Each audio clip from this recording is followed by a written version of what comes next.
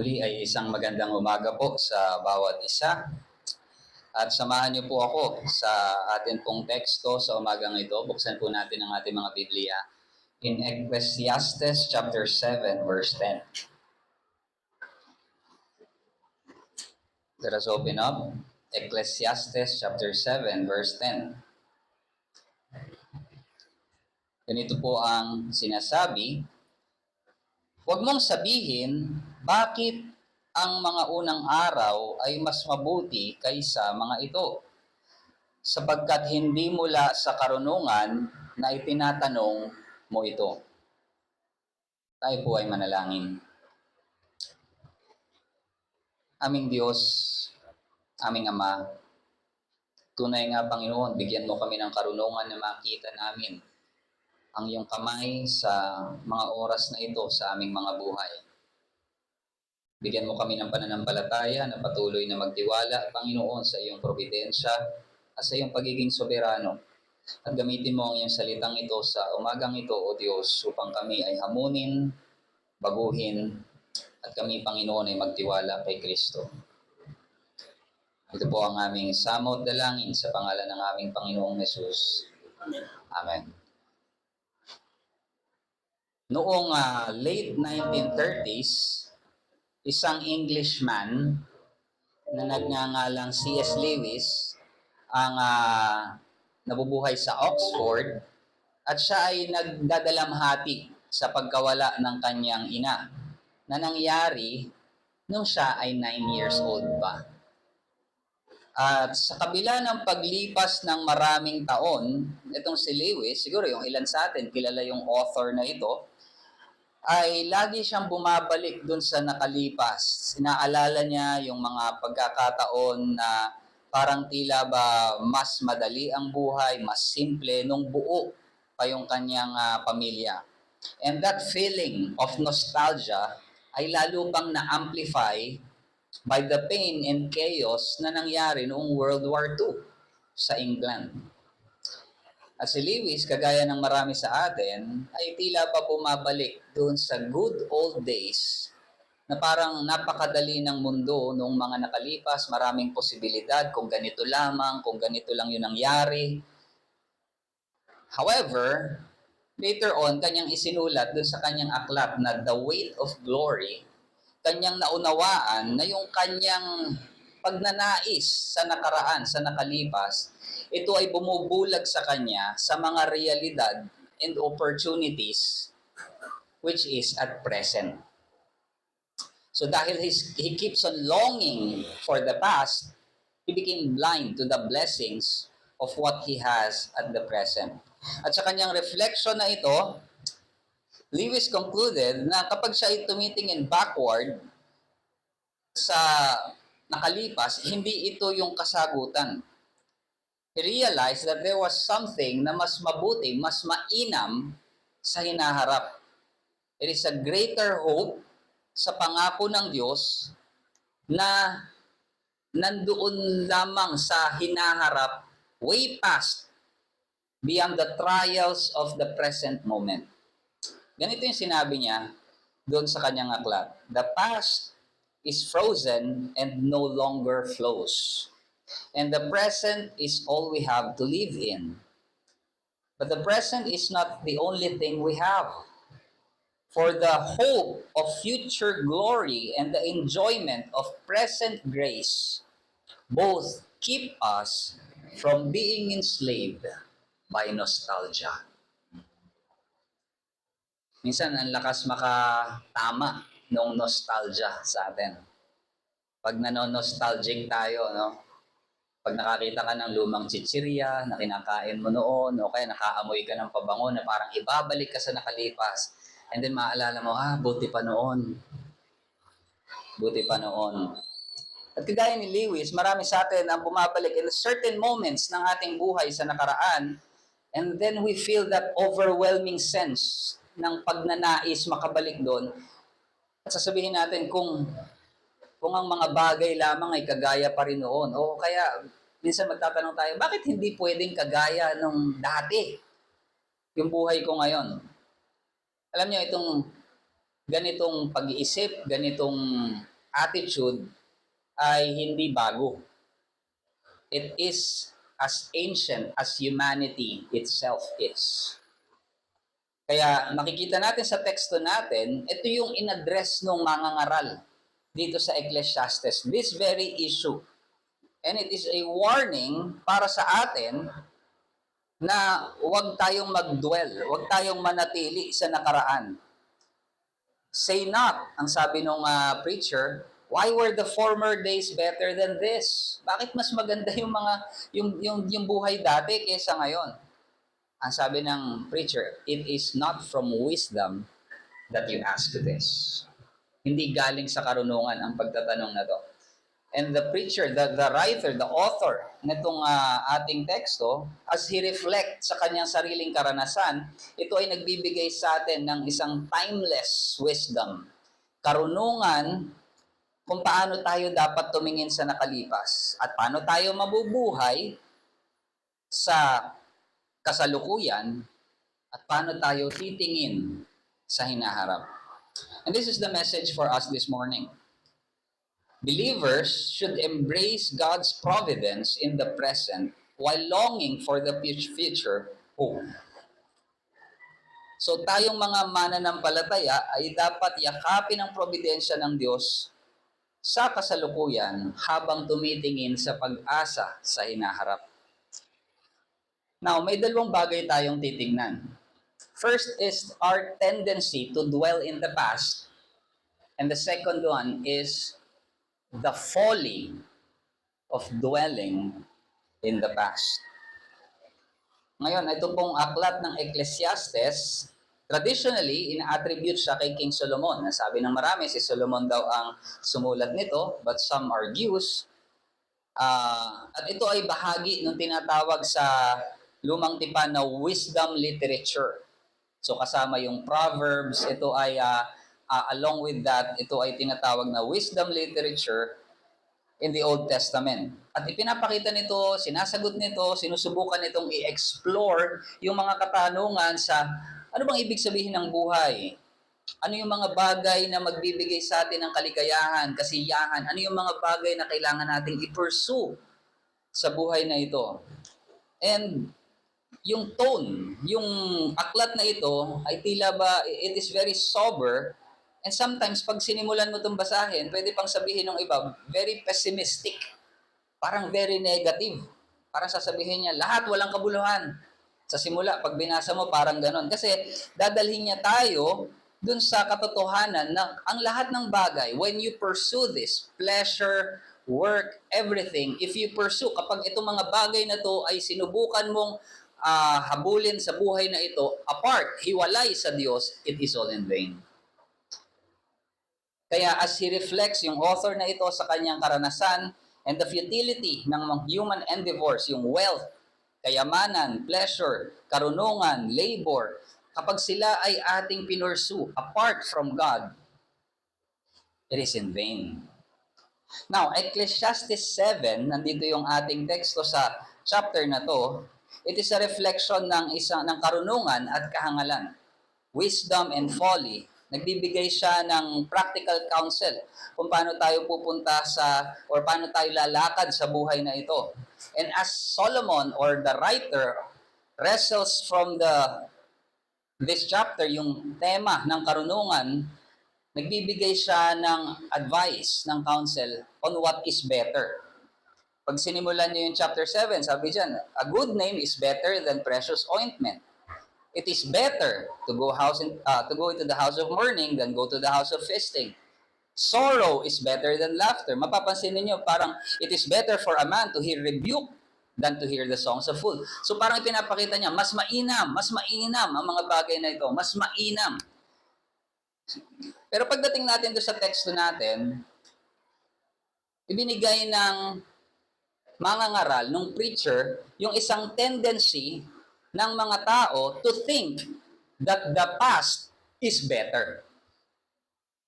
Na pwede tayong bumalik sa nakaraan at makaramdam tayo ng nostalgia in the past at magtanong tayo, bakit yung noon better?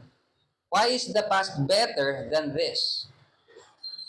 Itong ganitong kaisipan ay napaka common to the point na meron nga tayong ginagamit na phrase, good old days.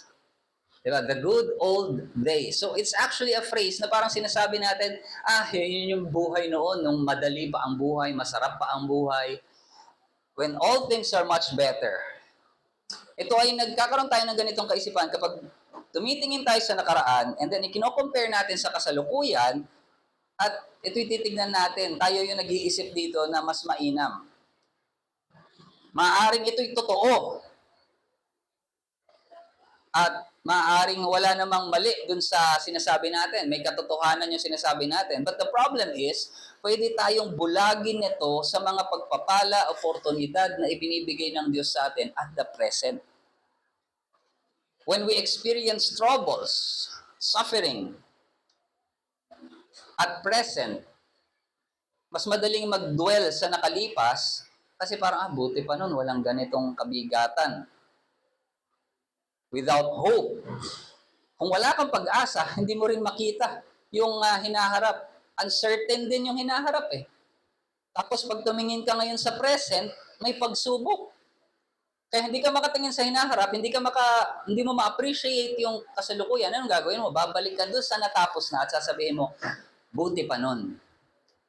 Buti pa nun. Now, I would like to give you a case study.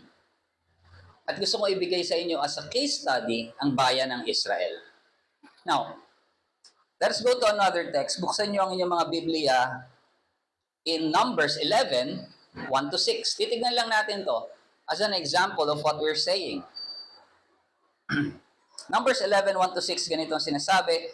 And the people complained in the hearing of the Lord about their misfortunes. And when the Lord heard it, his anger was kindled, and the fire of the Lord burned among them and consumed some outlying parts of the camp. Then the people cried out to Moses, and Moses prayed to the Lord, and the fire died down. So the name of that place was called Taberah, because the fire of the Lord burned among them.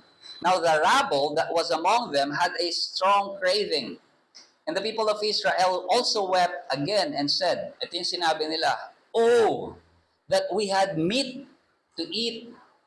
We remember the fish we ate in Egypt that costs nothing." Kung meron lang kaming karne.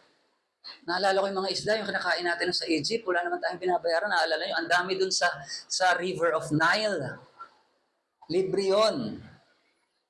Yung mga cucumbers, ang sabi dito, the melons, the leeks, the onions, and the garlic. But now our strength is dried up, and listen to this, there is nothing at all but this manna to look at. Ang meron lang dito yung manna na yan, yung bumabagsak tuwing madaling araw. Ito lang ang kinakain natin araw-araw. And they miss what they had in Egypt. For 400 years, ang bayan ng Israel ay inalipin sa Ehipto.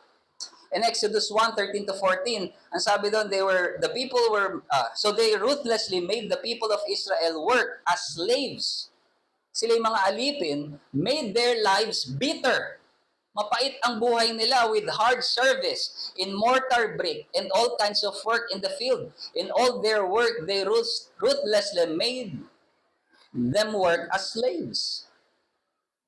Ito yung reason, kaya pag kinakain nila yung Passover meal, aside dun sa unleavened bread at saka sa Passover lamb, may kasama pa silang bitter herbs. Ano yung bitter herbs? Yung mga yon, mapapait na gulay yung kinakain nilang halaman, pagpapaalala sa kanila nung bitterness, nung slavery nila sa Egypt. But, this time, they're saying, nakakamiss ang Egypt.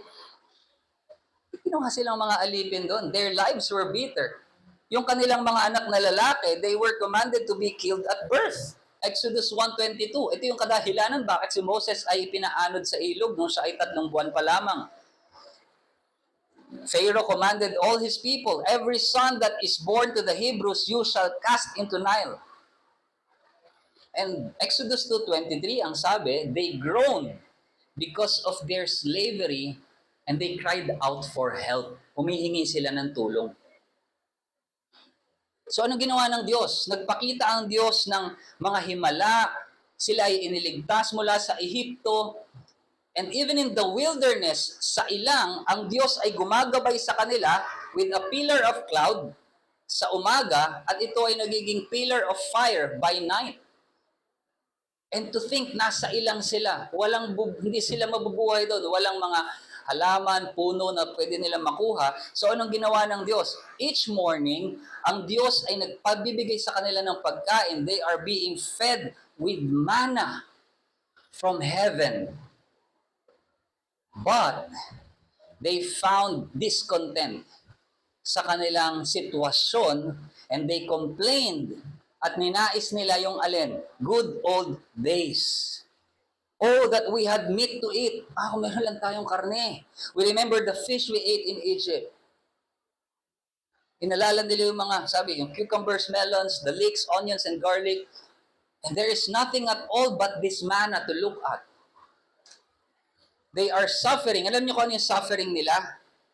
Menu.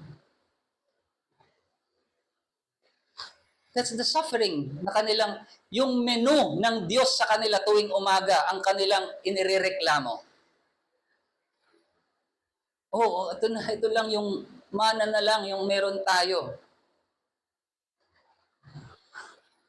And so, pero hindi natin alam niyo, hindi natin pwedeng ihilayo yung sarili natin dito sa mga Israelita, na parang ihiling tayo, talaga yung mga Israelitang yan. Because the reality is, ito'y sumasalamin sa sarili nating mga puso. If we are going to be honest, may mga pagkakataon na tumingin din tayo sa nakalipas at nasabi natin na kung nagawa ko lang itong bagay na to, kung ito yung pinili ko siguro, hindi magiging ganito yung buhay ko. Maybe mas maganda. If only mas naging maingat ako. If I have been more careful, kung mas naging seryoso lang ako noon, things would have been better. Nag-iisip tayo ng mga if only sa nakalipas natin at iniisip natin yung mga sitwasyon sa buhay natin ngayon, ang kadahilanan ng discomfort natin, ng suffering natin. But ang tanong, is it really the circumstances in our lives that needs to change? Alam niyo kung bakit ipinaranas to ng Panginoon sa kanila? Bakit hinayaan sila ng Diyos na magutom, pakainin ng mana, at pinaikot-ikot doon sa ilang? Sinagot din ito sa kanila in Deuteronomy 8, chapter 2 and 3. Verses 2 and 3.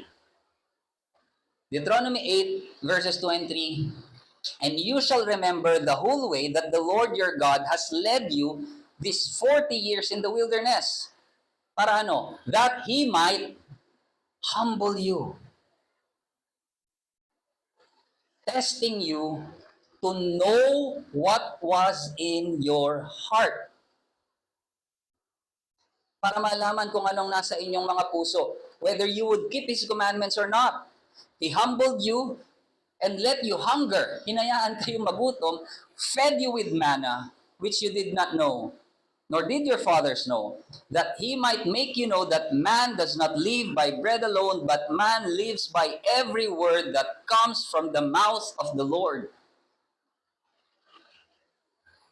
Ibinaba sila ng Diyos sa pamamagitan ng mga sitwasyon kung saan sila inilagay sa ilang. And to reveal what was in their hearts. Testing you to know what was in your heart. Now, don't get me wrong, hindi ito tinetest sila ng Diyos para malaman, ano kayang laman ng puso ng mga Israelita. No, God already knows that. Pero kaya ito ibinigay ng Diyos sa kanila para ipakita sa kanila mismo, ito ang laman ng puso nyo. At anong lumabas sa puso nila? They are still in love with the pleasures of Egypt. He wants to show His people, you're still in love with the pleasures of Egypt. Now, hindi mali na tumingin tayo sa nakalipas. Of course, may mga good memories tayo in the past. So, hindi mali na tayo tumingin dito at ito'y magdala ng kagalakan sa ating mga puso. Pero when our past becomes a stumbling block for you to live at the present, at mahirapan kang maniwala na ang Diyos ay sapat ang biyaya ngayon sa iyong araw na ito, there is something wrong. There is something wrong. The first thing that I would like us to take away here is that God uses the circumstances in our lives to reveal what was in your heart. Ginagamit ng Diyos yung mga circumstances sa buhay natin to reveal what's in our hearts. Hindi yung circumstances yung reason kung bakit nagkasala ang Israel. Those circumstances reveal what's in the heart of Israel. At ganun din sa atin. The reason why we respond sinfully to the circumstances is because we have a problem in our heart. Ba't ka ba nagalit kanina? Kasi kinat ako eh. Kita mo naman kinat ako eh. Diba, nagdadrive ako, bigla na lang akong kinat. So sino may gawa? Yung driver, yung circumstances. The reason kung ba't ka nagalit is not because of that. It's because there is something wrong with your heart. Hindi mo pwedeng sisihin yung mga nangyayari sa paligid mo as to why you respond sinfully. Now, someone may provoke you to anger, but it's your choice to be angry. Choice mo yun eh. You can respond in love. Now, the circumstances in our lives, ginagamit lang ito ng Panginoon. And this illustration, napakasimpleng illustration ito, pero pag pinisil mo yung toothpaste, anong lalabas? Toothpaste. Bakit? Ano yung nasa loob niya? Toothpaste. Now, when the circumstances in our life presses us, kapag pinipisil tayo ng mga sitwasyon sa buhay natin, ang tanong, anong lalabas? How do we respond? So now, take a look at your life, at kapag nakita mo on how you respond to the circumstances sa buhay mo, reflect, it's not the external, hindi yung panlabas ang problema. Na kapag nanalangin ka, Panginoon, tanggalin mo tong taong to sa buhay ko. Ito yung problema ko. Kapag tinanggal mo to, makakapamuhay ako ng may kapuri-puri kabanalan sa harapan mo. No. That person was put in your life exactly for that purpose, para i-reveal sa'yo yung impatience mo. Para i-reveal sa'yo yung unforgiveness sa puso mo. So the problem is not the circumstances, the problem is our heart. And so ganito yung nakita natin na nangyari sa Israel. Yung circumstances nila, in-reveal yung kanilang longing, nakita doon, they're still in love with Egypt. So they reminisced at lumabas sa kanila that they are still having that idolatrous desires. So bilang hamon sa atin ngayon, be careful that reminiscing about the past doesn't lead you to discontentment of the present. Maging maingat tayo na kapag inaalala natin yung nakalipas, ito'y maging dahilan para tayong mawalan tayo ng pagiging kontento sa kasalukuyan. Huwag mong gamitin yung past as a comparison to the present. Minsan meron itong pagiging valid, no?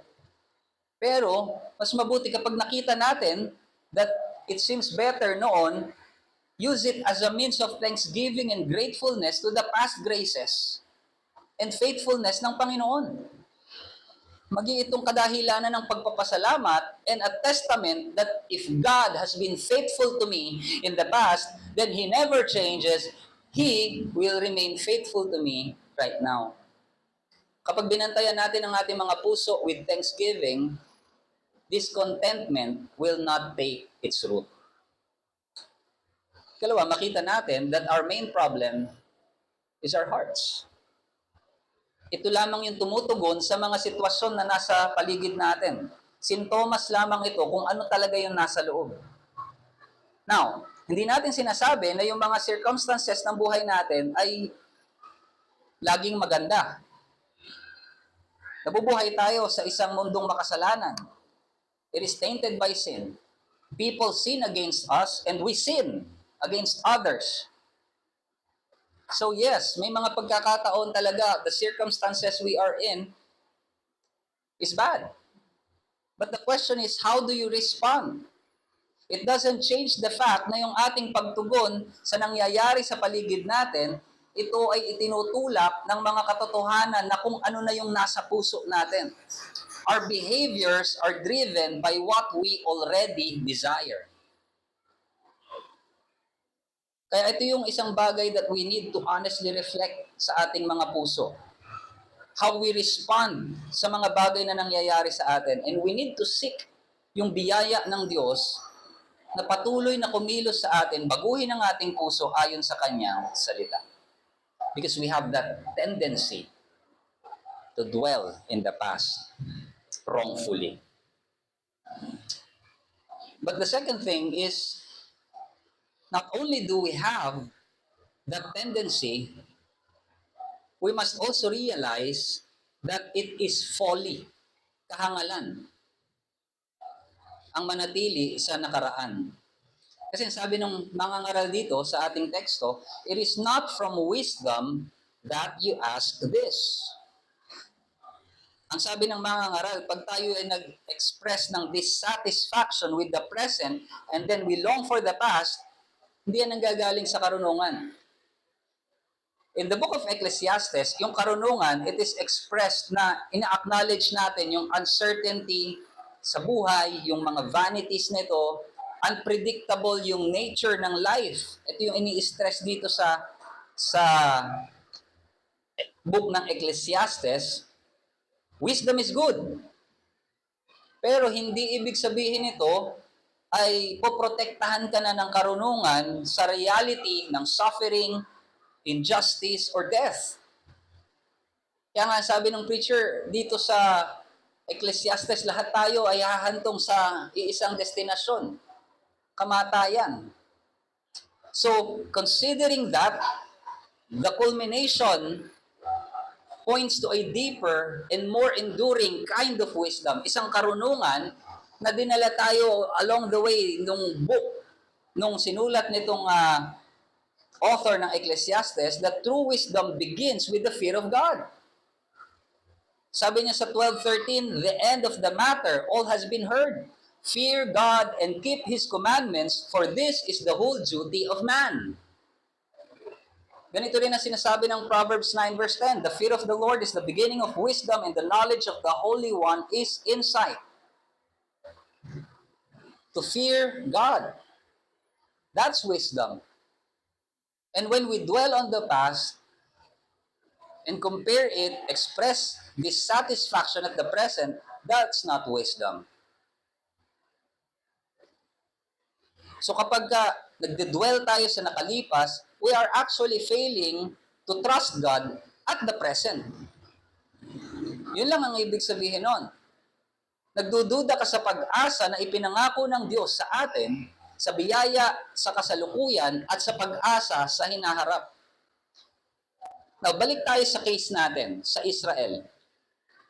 Nung sila ay nasa Ehipto, ano ginawa nila? They relished on the memories ng Egypt. Pero ang katotohanan, maaaring hindi naman ganun talaga kaganda yung memory nila doon. Maaaring niro-romanticize na lang nila ito.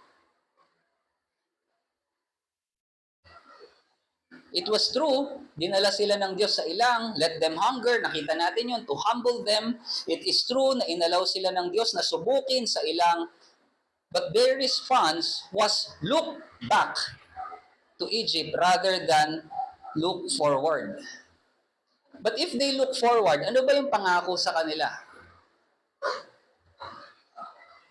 Leviticus 20:24.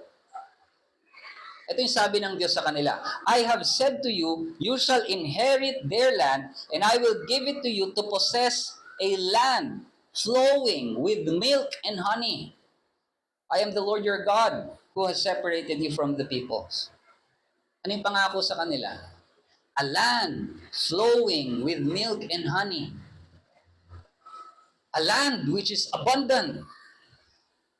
Isang lupain na nandun, kumbaga parang dumadaloy dito ang gatas at it is a figure of speech na sinasabi na it's very abundant. Yun yung naghihintay sa inyo doon. Pero at the moment, nasa transition sila. They're from Egypt, nasa wilderness sila ngayon, and they're being tested. So they have two choice laid before them. Look back or look forward dun sa promise. Ang hinahanap nila dito ay cucumbers, melons, isda, karne. Pero may pangako din ng Diyos dito. Hindi nila nakita yon. A land flowing with milk and honey. Yes, meron sila ditong nararanasan na pagsubok. Ito lang yung problema nila, yung menu. Pwede nilang sabihin, let's persevere. Kasi may pangako ang Diyos. Pag nakarating tayo doon, this is just temporary. Again, ito ay nagre-reflect ulit ng reality sa atin, mga kapatid. In our experience with our lives. We are in transition. We are in already and not yet. And minsan, it is much easier for us to look back and desire the fleeting pleasures of sin in our past than live in the present by the grace of God at tumingin sa hinaharap sa pangako ng Diyos sa atin. We don't need to look back dahil may ipinangako ang Diyos sa atin sa hinaharap. Rather than looking back in the past with regret, pwede tayong tumingin sa hinaharap with anticipation. Ito ay dahil may pangako ang Diyos sa atin na pwede natin panghawakan, pwede nating yakapin. We can hold on to this promise of God. It would have been better for Israel at that moment to look forward to what God offers them. So the second thing na gusto kong makita natin, our present hardship should drive us to look forward to the future glory promised to those who believe. Yung mga nararanasan natin ng kabigatan, pagsubok sa mga nabang kasalukuyan, hindi dapat ito yung maging dahilan kung bakit tayo titingin sa nakalipas at sa buti pa nun. No. You look forward. May pangako ang Diyos.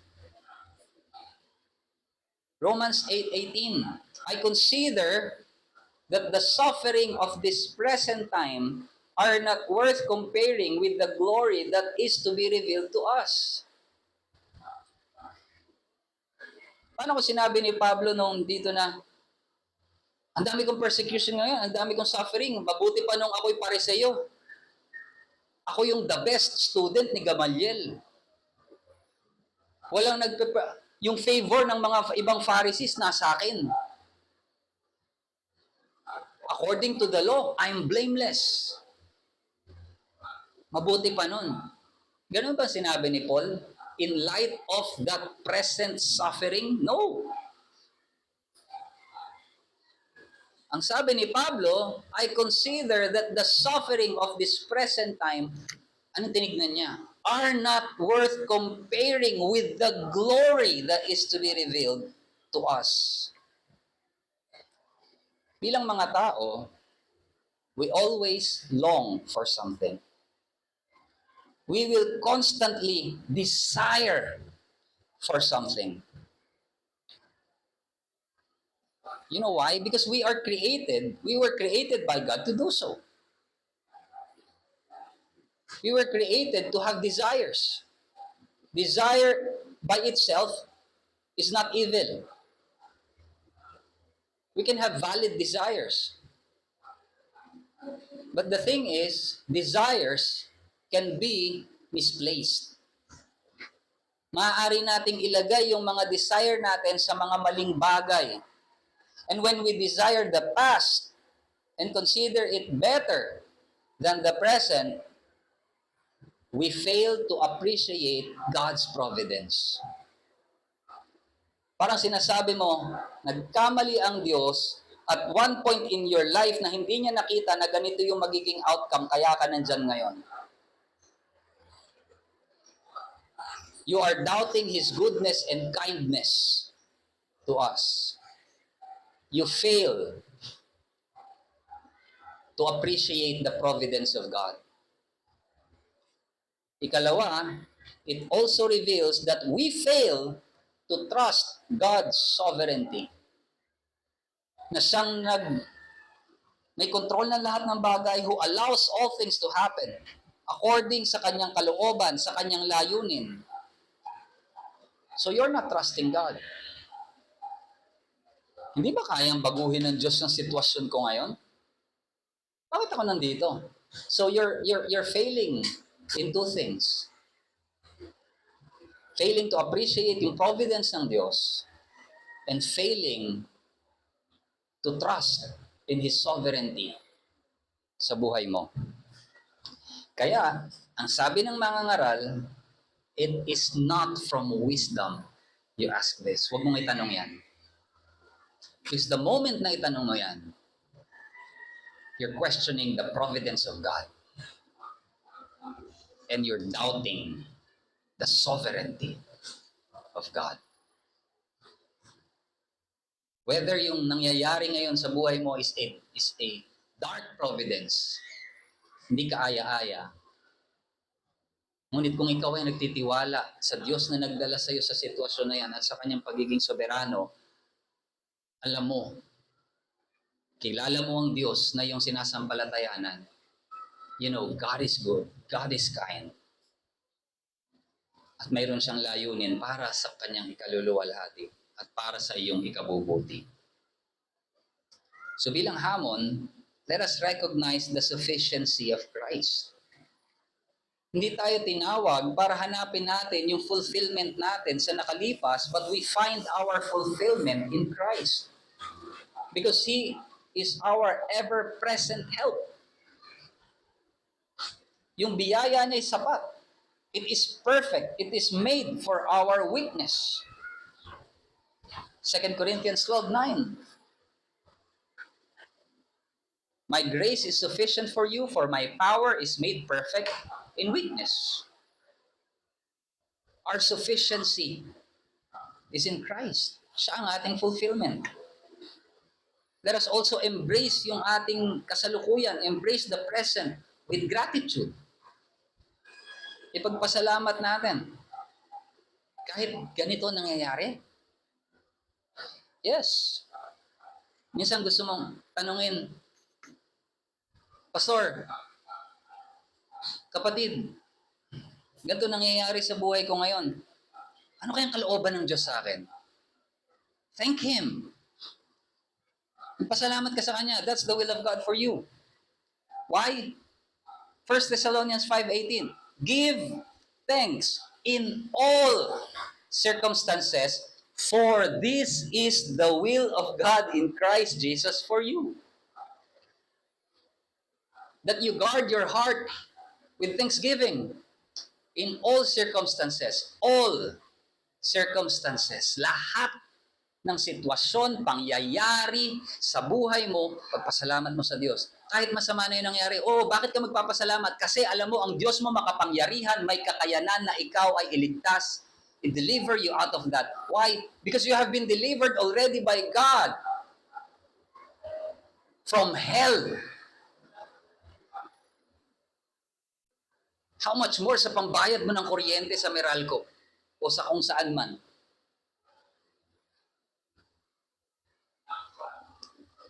And lastly, let us move forward in faith. Instead na tayo ay tumingin sa nakalipas, look forward with expectation. Listen to these verses. Titus 2:11-13. The grace of God has appeared, bringing salvation for all people, training us to renounce ungodliness and worldly passion, to live self-controlled and upright and godly lives in the present age, right now, waiting for our blessed hope, the appearing of the glory of our great God and Savior, Jesus Christ. May anticipation for our blessed hope. Philippians 3:13-14, brothers, I do not consider that I have made it my own, but one thing I do, forgetting what lies behind and straining forward to what lies ahead, I press on toward the goal for the prize of the upward call of God in Christ Jesus. Look forward.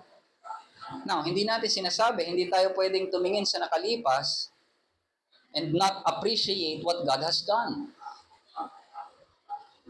Ang sinasabi natin, hindi tayo tumitingin sa nakalipas para questionin ang pangkasalukuyan.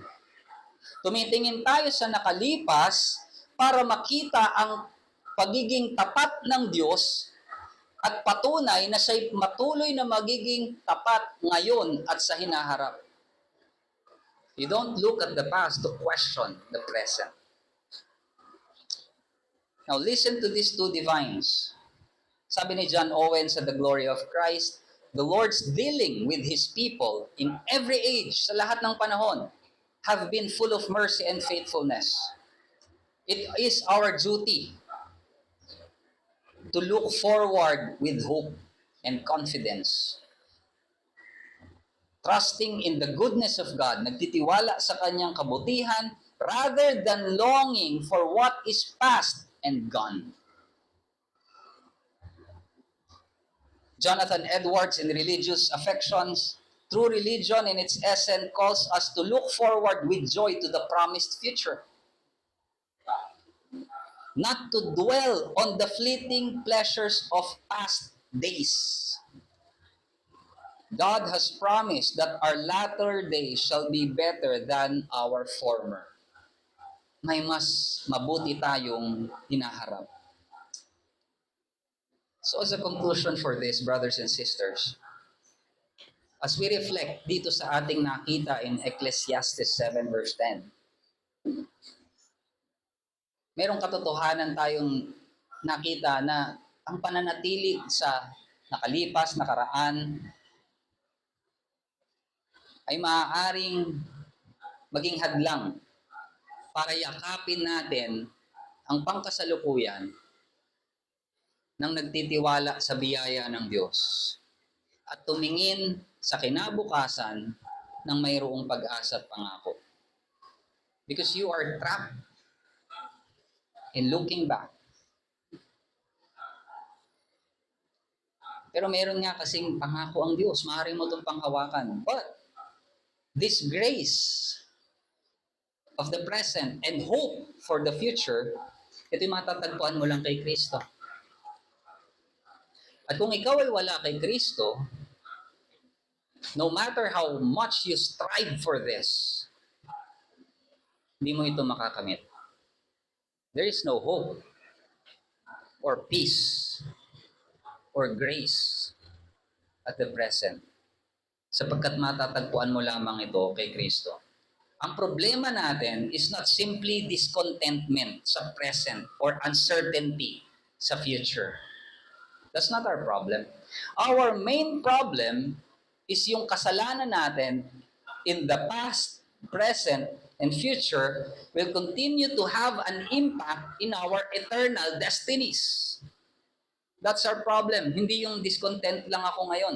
No, that's our problem. Yung past sins natin to the present, to the future is going to haunt us if you are not in Christ. And this is why Jesus, siya ay namuhay ng perpektong buhay na hindi natin kayang ipamuhay at siya ang nagbayad ng ating kasalanan doon sa krus, isang utang na hindi natin kayang bayaran, upang ang lahat ng manampalataya sa kanyang pangalan ay makakatanggap ng biyaya at pagpapatawad. And so therefore, they can live in the present with grace sufficient at tumingin sa hinaharap ng mayroong pag-asa. So for those of you na maaaring wala pa kay Kristo ngayon, my challenge to you is this.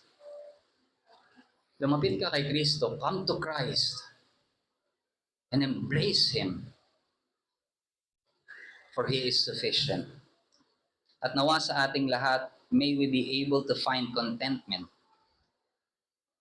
in the present grace na ibinibigay sa atin ng Diyos, and that future hope na mayroon tayo kay Kristo sa kanyang pagbabalik. Tayo pong lahat ay manalangin.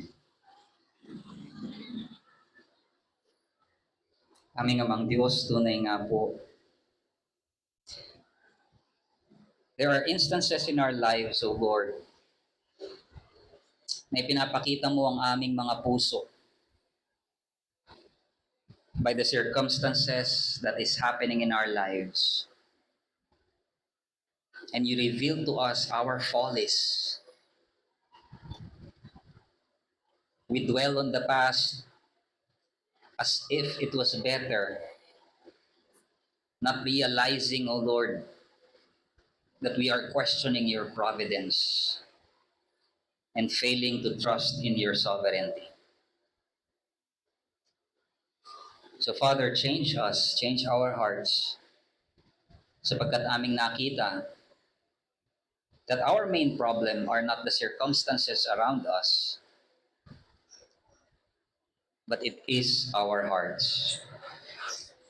Ito'y aming mga puso, kaya't amin itong binibigay sa iyo, inilalapit sa iyo, O Lord. Give us renewing grace and continue to mold us in the likeness of our Lord Jesus Christ. Teach us to trust in your grace day by day as we await our blessed hope in that day when the Lord Jesus Christ returns. Ito po ang aming panalangin sa pangalan ng aming Panginoong Yesus. Amen.